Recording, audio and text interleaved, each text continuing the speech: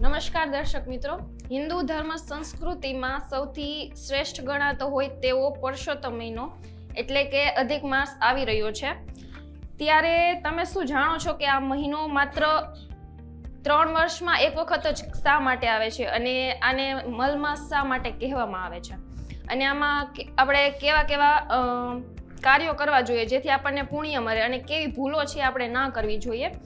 તેના માટે આપણી સાથે આજે ઉપસ્થિત છે જાણીતા શાસ્ત્રી શ્રી રાકેશ મહારાજ, જે આપણને આના વિશે વધારે માહિતી આપશે। તો રાકેશ મહારાજ, તમને પહેલો જ પ્રશ્ન એ પૂછીશ કે મલમાસ છે કોને કહેવાય અને ક્યારે આવે છે?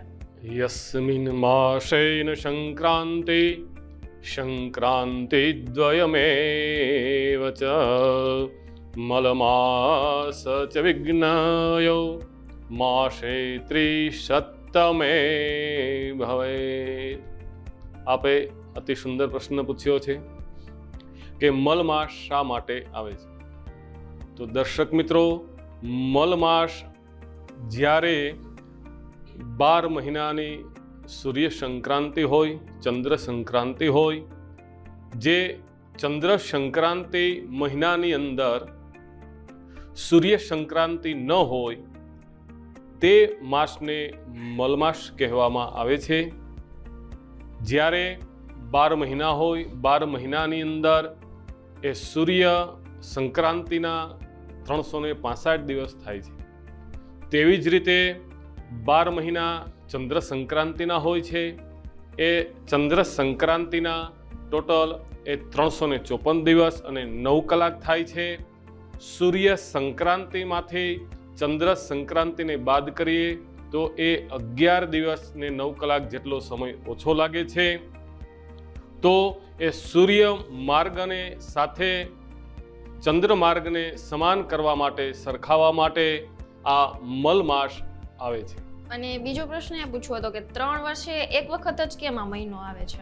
હમણાં જ મેં કહ્યું એમ કે એ સૂર્ય માસ અને ચંદ્ર માસના જે 11 દિવસનો સમય ઘટે છે, એ ચંદ્રમાસના 11 દિવસનો જે સમય ઘટે છે એ એક વર્ષે 11 દિવસ ઘટે એટલે એક વર્ષે ના આવી શકે। 2 વર્ષે 22 દિવસ થાય। 3 વર્ષે એ ટોટલ 11 દિવસને પ્લસ કરતા 33 દિવસનો સમય લાગે છે। માટે દર 3 વર્ષે આ મલમાસ, અધિક માસ આવે છે। મલમાસની રચના શા માટે કરવામાં આવી છે? જ્યારે આ ધરતી ઉપર હિરણ્યકશ્યપે તપશ્ચર્યા કરી અને એવી તપશ્ચર્યા તપ કર્યું, એ તપની અંદર બ્રહ્માજીને પ્રસન્ન કર્યા। બ્રહ્માજી પાસે તપ માગી અને આશીર્વાદ લીધા કે હે પ્રભુ, બ્રહ્માજી કહ્યું માગ હિરણ્યકશ્યપ, હું તારા ઉપર પ્રસન્ન થયો છું, જે વરદાન જોતું એ માગ। હિરણ્યકશ્યપે વરદાન માંગ્યું છે કે હે પ્રભુ, મારું મૃત્યુ ન દિવસે થાય ન રાત્રિએ થાય, ન અસ્ત્રથી થાય ન શસ્ત્રથી થાય, ન નરથી થાય ન પશુથી થાય, ન કોઈ પણ આપે બનાવેલી તિથિથી, આપે બનાવેલા વારથી, આપે જે 12 મહિના બનાવ્યા એ કોઈ પણ માસની અંદર મારું મૃત્યુ ન થાય। ત્યારે એ દૈત્યના અત્યાચાર વધવા લાગ્યા। બ્રહ્માદિક દેવતાઓ બધા જ ભગવાન વિષ્ણુના શરણે ગયા, ભગવાનને પ્રાર્થના કરી, પ્રભુ તમે હવે આ હિરણ્યકશ્યપનો ઉદ્ધાર કરો। ભગવાને કહ્યું કે હવે એ બ્રહ્માજીનું એમને વરદાન છે, માટે એમને હું બ્રહ્માજીએ બનાવેલા 12 મહિનાની અંદર હું કોઈ પણ મહિનામાં એમને મારી ન શકું। માટે પરમાત્માએ એ હિરણ્યકશ્યપને મારવા માટે આ મલમાસની રચના કરી અને એ પુરુષોત્તમ મહિનાની અંદર હિરણ્યકશ્યપને માર્યો। મલમાસને પુરુષોત્તમ મહિનો શા માટે કહેવામાં આવે છે? જ્યારે આ મલમાસની રચના થઈ, એ રચના થઈ ત્યારે બધાને મલમાસે વિનંતી કરી, તમે મને અપનાવો, તમે મને ગ્રહણ કરો, તમે મારો એક્સેપ્ટ કરો। ત્યારે કોઈ પણ દેવતાઓ એ મલમાસને લેવા તૈયાર ન થયા। તો ત્યારે દરેક શાસ્ત્રમાં કહ્યું છે કે દરેક મહિનાના સ્વામી હોય છે, દરેક તિથિના સ્વામી હોય છે, દરેક વારના સ્વામી હોય છે। તો એ દરેક વારના સ્વામી હોય ત્યારે આ મલમાસના કોઈ સ્વામી ન હતા। એટલે મલમાસે પરસોત્તમ ભગવાનને વિનંતી કરી કે પ્રભુ, અમે અનાથ છે, અમારો તમે હાથ ગ્રહણ કરો, તમે અમારા સ્વામી બનો. ત્યારે એ વિનંતી કરવાથી એ ભગવાન પરસોત્તમ ભગવાને એ મલમાસના સ્વામી થયા અને ત્યારથી આ મલમાસને પરસોત્તમ માસ, પૂર્ણ પુરુષોત્તમ માસ કહેવામાં આવે છે. આ વ્રત છે એ સૌપ્રથમ કોને કરેલું હતું કે બતાવેલું હતું? આ વ્રત સૌપ્રથમ શુદ્ધ પુરાણ જે ઋષિ મુનિઓને કહેલું હતું. આ વ્રત સૌપ્રથમ ભગવાન નારાયણે નારદજીને કહેલું હતું અને ભગવાન દ્વારકાધીશ પણ કહે છે કે રાઈના દાણા જેટલું દુઃખ હોય એ દુઃખ પણ પરમાત્મા કહે છે મને પહાડ જેવડું લાગે. ક્યારે લાગે? જ્યારે મારા ભક્તો પર કષ્ટ પડે, એમને દુઃખ પડે, ત્યારે ભગવાન કહે છે એ દુઃખ હું સહન કરી શકતો નથી. અને ભગવાન કૃષ્ણએ આ મલમાસ વિશે વિશેષ જ્યારે પાંડવો પર દુઃખ પડ્યું હતું ત્યારે ભગવાન કૃષ્ણએ આ પાંડવોને આ વ્રત વિશે કહ્યું હતું. આ માસમાં કયા કયા કાર્યો કરવા જોઈએ અને કયા કાર્યો ના કરવા જોઈએ? આ મલમાસની અંદર સગાઈ, લગ્ન, વાસ્તુ, પ્રતિષ્ઠા વગેરે માંગલિક કાર્ય એ ન થઈ શકે. આ માસની અંદર શ્રીમદ ભાગવત સપ્તાહ, શિવપુરાણ, રામાયણ, દેવી ભાગવત, પુરુષોત્તમ પુરાણ, વિષ્ણુ સહસ્ત્રનો પાઠ, જપ, તપ, વ્રત, ઉપવાસ, અનુષ્ઠાન, ગ્રહ શાંતિ વગેરે આ બધા જ કાર્ય થઈ શકે છે. એટલે આ વ્રતમાં કોની પૂજા કરવી જોઈએ અને કેવી રીતે કરતા હોય છે? આ વ્રતની અંદર વિશેષ ભગવાન વિષ્ણુ પૂજાનું મહત્વ છે. વિષ્ણુ કહેતા એ જ ભગવાન પૂર્ણ પુરુષોત્તમ ભગવાન, એટલે પુરુષોત્તમ ભગવાન દ્વારકાધીશની પૂજા કરવી જોઈએ. આ વ્રતની અંદર વિષ્ણુ સહસ્ત્રના પાઠ કરવાથી, ષોડશોપચાર ભગવાન વિષ્ણુની પૂજા કરવાથી, તેમનો અભિષેક કરવાથી, શ્રીમદ ભાગવતજીનો સપ્તાહ પારાયણ પાઠ કરવાથી, તેમજ એકાદશીનું વ્રત કરવાથી, બને તો એક ટાઈમ ભોજન કરવાથી ઉત્તમ ફળની પ્રાપ્તિ થાય છે. જે આ વ્રત કરતો હોય એને વિશેષ શું કરવું જોઈએ?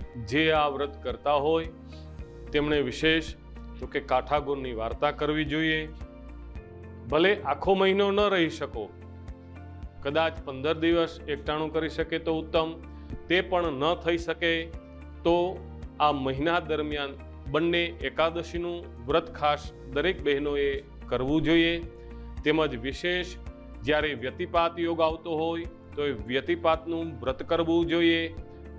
તેમજ આ સપ્તાહ દરમિયાન દરરોજ કાઠાગોરની પૂજા, તેમની વાર્તા, વ્યતિપાતની વાર્તા, બંને એકાદશીની વાર્તા કરવાથી ઉત્તમ ફળની પ્રાપ્તિ થાય છે. રાકેશ દાદા, છે ને પરસોત્તમ મહિનો 12 મહિના છે આપણે, તો એમાંથી પરસોત્તમ મહિનો શા માટે એટલો બધો ખાસ છે? હમણાં જ કહ્યું કે એ પરસોત્તમ મહિનાના કોઈ સ્વામી ન હતા, ત્યારે સ્વયં દ્વારકાધીશ ભગવાન પૂર્ણ પુરુષોત્તમ આ મહિનાના એ સ્વામી બન્યા.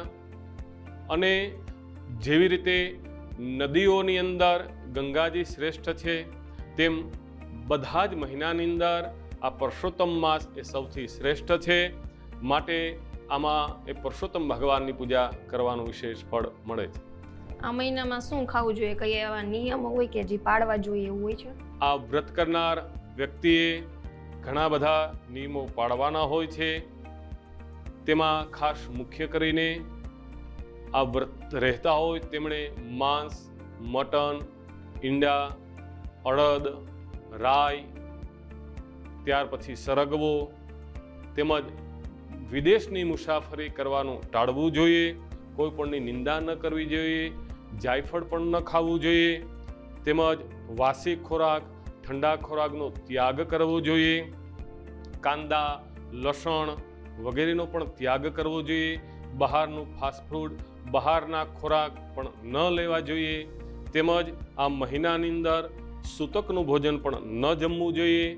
વગેરે અનેક વસ્તુનો ત્યાગ કરી પવિત્રતાથી આ વ્રત કરવું જોઈએ.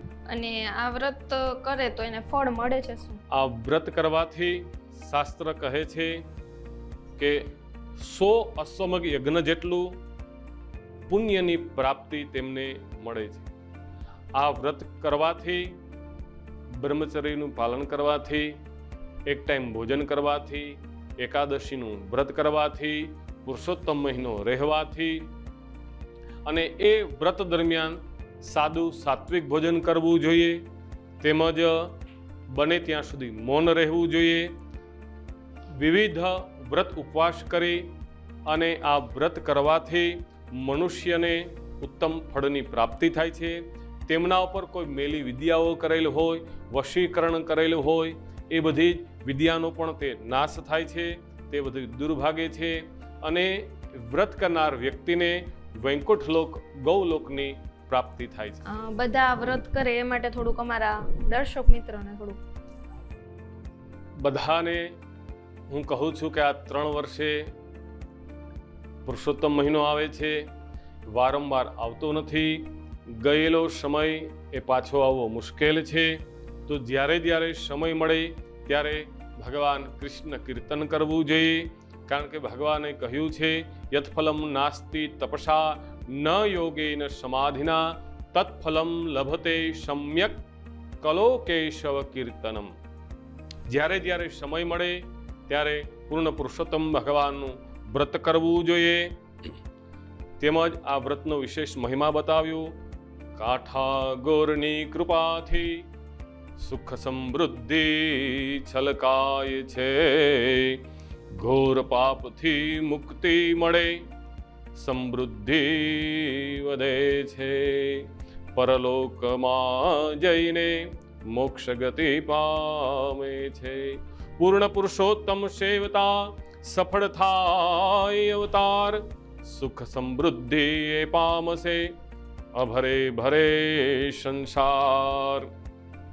યથા હસ્તે પદે લીનમ સર્વ પ્રાણી પદમ ભવેત, ધર્મ કાલ તથા સર્વે વિલીના પુરુષોત્તમ.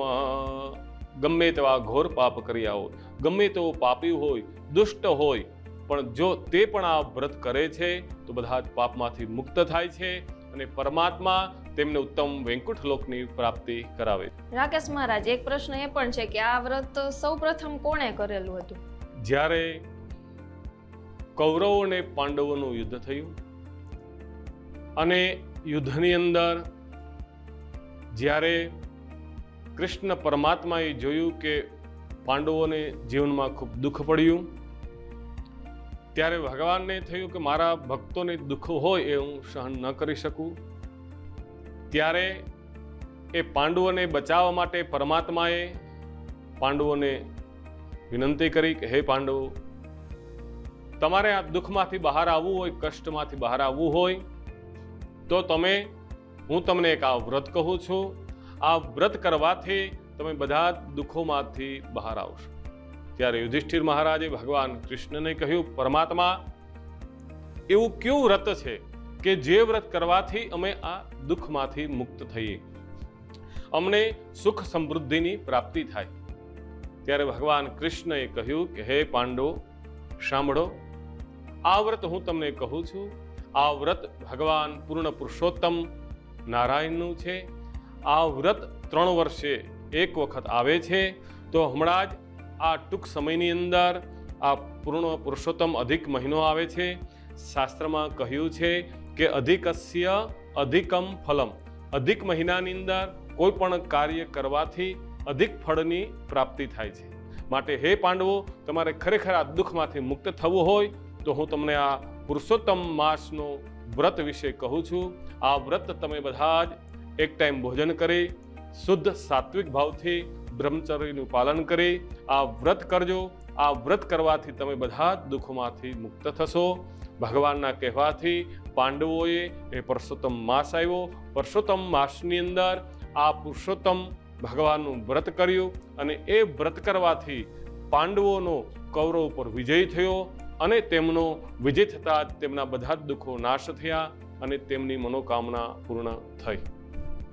રાકેશ મહારાજ, પરસોત્તમ મહિનો છે, આપણે તળપદી ભાષામાં તો પરસોત્તમ મહિના કહેતા હોય, પણ એના સિવાય કયા અલગ અલગ નામો છે જેનાથી આપણે ઓળખતા હોય? સૌપ્રથમ તો તેમને મલમાસ કહેવામાં આવે છે. ત્યાર પછી તળપદી ભાષામાં એ પુરુષોત્તમ મહિનો કહેવામાં આવે છે. ત્યાર પછી એને પૂર્ણ પુરુષોત્તમ માસ કહેવાય છે. તેમજ શાસ્ત્રમાં અને સંસ્કૃત શબ્દની અંદર એમને અધિક માસ પણ કહેવામાં આવે છે. આવા એમના અનેક નામો છે અને એ નામ પ્રમાણે ઉત્તમ પુણ્યની અને ફળની પ્રાપ્તિ થાય છે. આશા છે કે તમને આ માહિતી વ્રત અને ઉપવાસમાં ઘણી ઉપયોગી રહેશે. આપણી સાથે શાસ્ત્રી શ્રી રાકેશ મહારાજ છે, તેમણે આપણને ઘણી માહિતી આપી કે આ વ્રત શા માટે કરવું જોઈએ અને એનાથી શું પુણ્ય મળે છે. તો એના માટે આપનો ખૂબ ખૂબ આભાર અને ભક્તિમય બન્યા રહો. ભગવાન પુરુષોત્તમની તમારા ઉપર કૃપા બની રહે અને આવા જ એપિસોડ નિહાળવા માટે અબ તકની ચેનલને જોતા રહો.